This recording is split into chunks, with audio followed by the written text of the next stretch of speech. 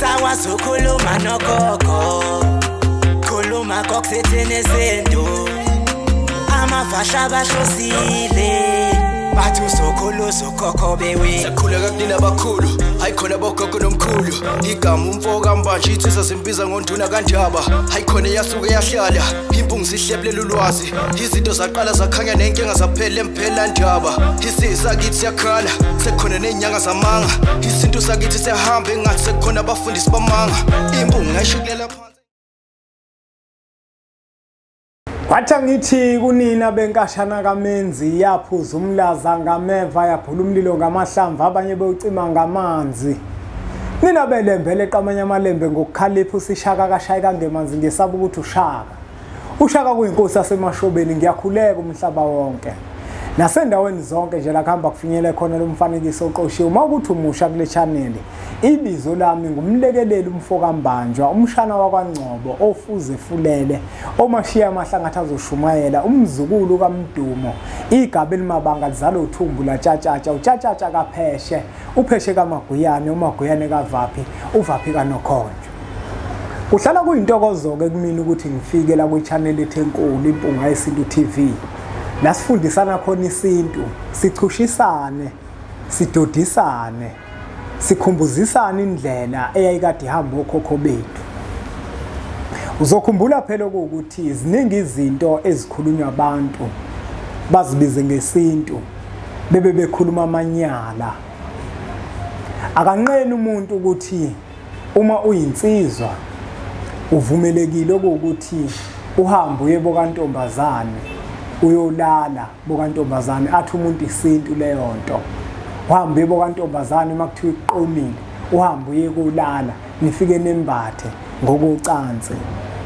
Amanyala lawo ukungcola leyo nto. Noma ngabe ubani owake walanda intombi weza naye egcekeni lomuzi wakubo wafike wembatha naye wawungcolisa umuzi wakubo. Kufanele ukuthi uzazi ukuthi unecala umuzi wakini usadinga ukuthi ugeze.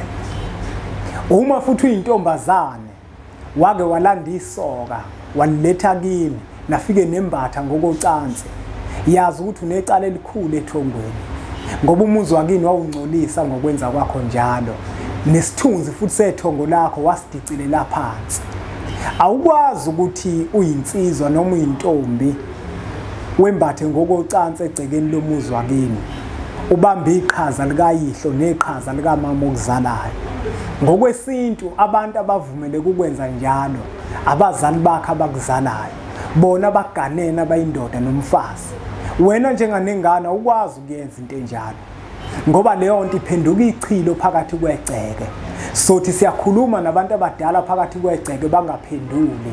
Sixake ukuthi kungani abantu abadala bangaphenduli kanti umuzi ugcwele iphungu uyanuka phu. Ukungcola esikwenzayo phakathi kwegceke. Ngenkathi uqala uhamba wenza izinto ngobumnyama, ulanda intombi, ulanda isoka uzolala nalo kini, umuzi wakini uyawungcolisa, uyanuka phu. Abantu abadala bayaphuma, baphumele ngaphandle ngoba konke nisuke nikwenza kusuke ukungcola ngoba anigunyaziwe ukwenza. Ingakho ke kubalekile ukuthi amacala afana nalawo sikwazi ukuthi siwathethe ngoba masingeke siwathethe umsamo wethu uyohlala udunguzela ngaso sonke isikhathi. Mingakho imisebenzi eyenziwayo phakathi kwegceke yenziwa phezulu kwamanyala, yenziwa phezulu kokungcola ngoba abantu abaningi bajaha ukwenza inhlambuluko kanye bageza umuzi, bageze lezi zinto lezi bona abazibonayo. Uthola ukuthi phakathi kwegceke lomuzi wendoda kuzokwenza umsebenzi kodwa abafana bakhona balanda intombi balale nazo. Namantombazana alanda amasoka alale nazo, kuphuma amasoka le ekhaya kuphuma intombi le ekhaya ekuseni ekuthatheni kokusa. Ngesonto elizayo kodwa kuzohlatshwa inkomo phakathi kwekhaya, kuzokwenza umsebenzi wabantu abadala, kuzonikezwa abantu abadala ukudla kodwa banikwa phezulu kwamanyala, banikwa phezulu kokungcola. Uma ke ukuthi uyinsizwa noma uyintombi uyazazi ukuthi wakwayenza lento engikhuluma ngayo, kubalekile ukuthi uphumele obala egcekeni lomuzi wakini, ukhulume nomzali wakho, ubatshele laba abayinhloko kuwena ukuthi wena umuzi wale ekhaya wawungcolisa, bese uyayicela intethelelo ugeze kuze kusukele lo phunga owalembathisa umuzi wakini. Ngiyazi ukuthi Lenkulumo ingangezwakala kahle ngoba abantu abaningi esikhathini esiphila kuso kulula ukuthi benze izinto ezamanyala bese bayithole futhi intethelelo yokuzithethelela. Kuningi ukungcola abantu abakwenzayo, kuningi kakhulu. Kufana nentombi zakithi, aziqonda umntombi bazi ukuthi ibuyini. Uthola ukuthi intombi ngoba naki izigcinile isivalile isibaya sikayise bese yenza amanyala. Mayenza amanyala kodwa igabe ngokuthi inkomo kanini sayivalele. Kodwa uthola ukuthi ayiseyona intombi ehlambulukile. Ngoba umntombi izintombi zakithi buphelela uma kuukuthi nawe usahlambulukile. Awukwazi ukuthi uzohamba ukhothwa abafana bahambe bekuchamela bekusoma bese wena uzothi intombi ephelele ngoba naka inkomo kanyoko isake sibayeni. Kufanele ukuthi uma uyintombi ephelele nenhlambuluko kuwena kube ukuthi uhlambulukile. Ungahambi ulala zonke indawo lezi abafana bekuchamela bakungcolisa ubasomisa uthi wena uyintombi. Ukusoma kwakade kuwumkhuba. Yebo babethetheleleka ababekade bekwenza kodwa kwakungagunyaziwe ngokwesintu ngoba uma intombi izosomisa isuke ingasahlambulukile ngoba umfana uyithela ngesidoda sayo igcwala iphunga lendoda. Awucabange leyo ntombi ekade isomisa bese ingayigani lensizwa lekade isomisa isiyogana enye insizwa. Ngenkathi sifike emzini eyoganela kuona ifika igcwele iphunga kwazi ukuthi intombi iphelele bafike bayemukele bangayigezi. Lephunga leli bese linuka kabe ethongweni lalomuzi egane kuona lentombazane. Ngenkathi liqala linuka kabi lephunga bese kuyavuka konke lokho usiyaqala umakoti useyafeba uxake ukuthi ufetshiswa yini kanti kuvuka leya nsila leyana yembathiswa ilezantsizwa leyana angazange agezwe yona. Kubalekile kubantu ababazali ukuthi ingane yakho noma ngabe uyazi ukuthi intombi into kodwa ngoba uzazi indlela zayo ezihambayo ngoba amatshitshi esikhathini sanamuhla yeba amatshitshi kodwa imikhuba yayenza. Itshitshi ligabe ngokuthi ngeke ngize ngimvulele isibaya sika baba kodwa benze yonke imikhuba le bakwazi ukuthi benze izinto ezamanyala. Uthola ukuthi uzokwazi ukuthi abe nendoda akwazi ukuyijabulisa indoda ngaleyo ndlela ayijabulisa ngayo kodwa gabe ngokuthi ngoba mina ngiyahlolwa ngizosivala isibaya sika baba. Ukungcola konke lokho kubalekile ukuthi umzali ngoba akazazi indlela zayo ingane yakhe uma sekufaka isikhathi sokuthi iyagana abamba imbuzi asondele emsamo athi nina bosibanibani nani bosibanibani ingane yami njengoba isiphuma ngale mbuzi ngicela ukuthi ngiyigeze ngiyisuse konke ukungcola nezandla ezake zayithinta. Yebo mina ngiyifundisile ukuthi uma uyintombi uziphatha kanje kodwa ngoba ngizazi indlela zayo zobumnyama nendlela zayo kade izihamba ngale mbuzi ngiyisusa konke ukungcole nakho. Ithi mayifika emzini eyoganela kona ifike ibe umfazi ofanele nethongo lakhona lifike liyamukela.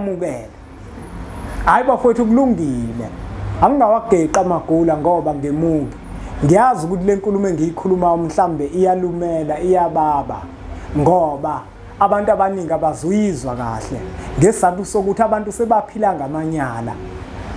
Intombi zakithi kumele zazi ukuthi uma uyintombi awuqomi uma uyintombi uhlala ngentombi bese ugcina inhlanzeke kuwena. Iyona lento eyenza ukuthi kuthiwa intombi ayiqomi ngoba intombi make yaqoma inhlanzeko sekukancane izoyigcina ngoba lo mfana ezabe imqomile uzofuna ukwembathana ngokocansi bese uniyenqaba ithi mina ngintombi isibaya sika baba ngisasivalile bese iyamsomisa bese achitha isidoda sayo kuyona. Ngenkathi echithela kuwena lo mfana lo usungcolile unephunga ethongweni lakho uyothi usuhamba uyakogana lelo phunga lelo uyohamba ungaligezile bese leyo nsila ifike yavuka ufike unuke emzini abasakufuni kanti uphendukelwe yithongo lakhona ufike nensila yamadoda. Ngisho ukhisa imbala ukungcola ingako kufanele ukuthi ingane uyigeze uma usuyoyiganisa ngoba indlela zayo awuzazi mzali. Kulungile bafowethu asiqhubeke subscribe ku channel ethu enkulu Impunga Yesintu TV. Sithatha imfanekiso eqoshe sidlulisele kwabanye abantu ngoba nakubona izoba usizo olukhulu. Sizithenge nencwadi zempunga yesintu. Ikhona incwadi esihloko sithi sithini isintu amava ahlabahlosile uyokhuluza ukhokhobe indlela yesintu kuyincwadi yethu entsha. Impunga Yesintu kuyatholakala eThekwini kwaZulu Natal lapha enkabeni yalo impela iTheku eWestWalk. Sike 4th floor e-office number 420. Ake sithi ke nje impunga